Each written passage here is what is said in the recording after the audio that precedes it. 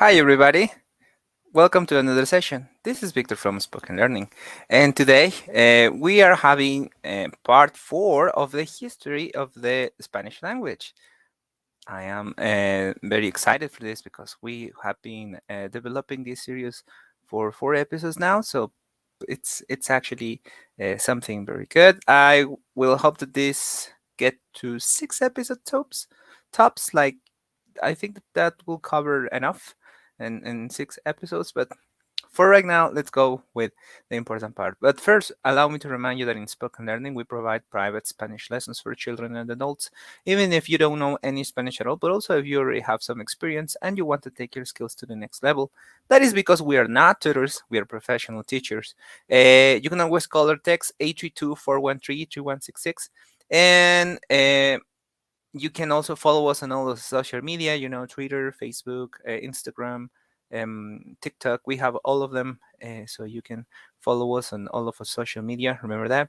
And that's pretty much it. So let's go with the topic before we continue. Let's go with the topic. Okay. So this is the thing.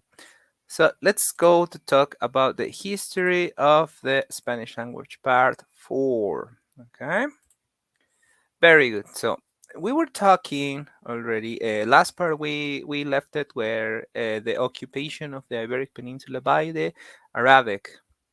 So the population was not exactly allowing the Arabic, sorry, or even the Islam to settle in, as and many Christians held to their fate as the last belonging feeling.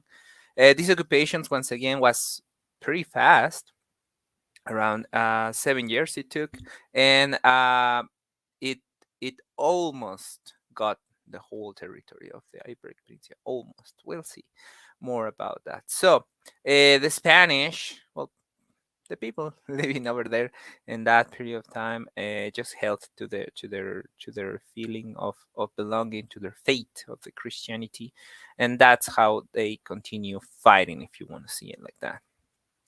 Debido a ello, muchas regiones terminaron perfeccionando sus dialectos en lo que se conocen como lenguas ibéricas romances, pero también se asentaron lenguas romances como el portugués, catalán, gallego y obviamente el español.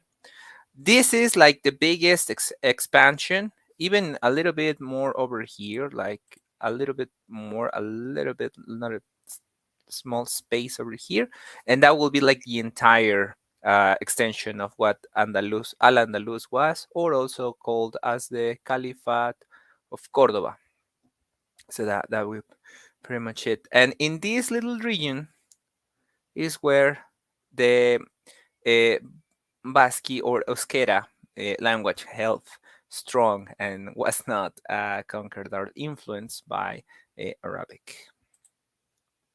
As I was saying, solo hubo uno que permaneció inalterado debido a su situación geográfica, siendo este el vasco euskera, que hasta la fecha no tiene similitud con ningún otro idioma. So, pretty much this is the part that after, some movements over here, over there, and, negotiations, this is Reino de Asturias, and this is where el euskera survived as not being part of the Arabic language. The first text comes from 10th century in a couple of documents called glosas silenses y glosas emilanenses, which are no other than annotations from a monk to clarify the meaning of certain words. We could say that this is as well, or those were as well, the first dictionary of the Spanish language. So those are glosas silenses y glosas emilanenses, the first two texts that we can consider up to date, or that are still conserved or preserved to these dates. The glosas silenses y glosas emilanenses.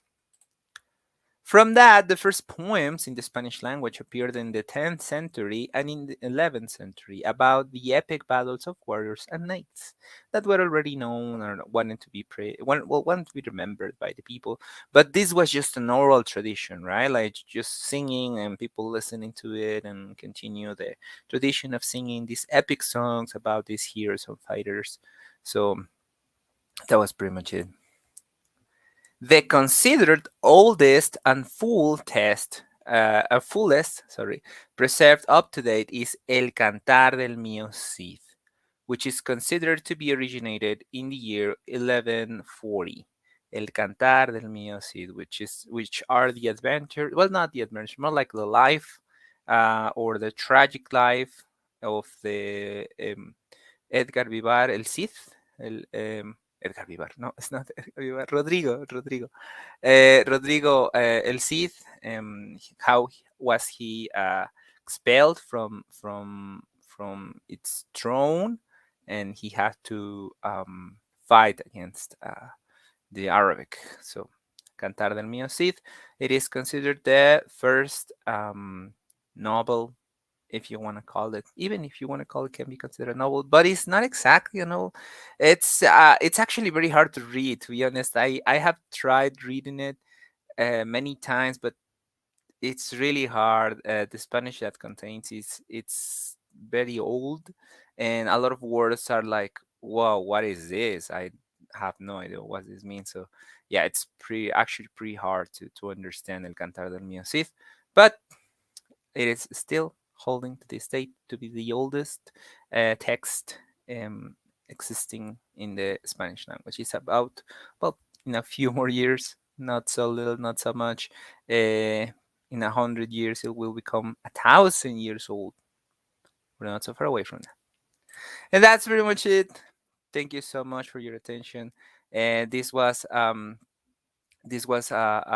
very very interesting thing to talk about. I hope that you enjoyed it. I hope that you find it interesting, and remember that before I leave, remember that this is going to be part five.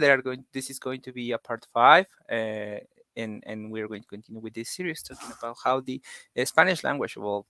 And once again, allow me to remind you, in Spoken Learning, we can help you because we provide private Spanish lessons for children and adults, even if you don't know any Spanish at all, but also if you want to take your skills to the next level. We are not tutors, we are professional teachers. You can always call our text 832-413-3166 in order to enroll. Native Spanish speakers are here waiting for you to help you to read, understand, and listen Spanish as it's supposed to be. Thank you so much for your attention, and I will see you on the next time.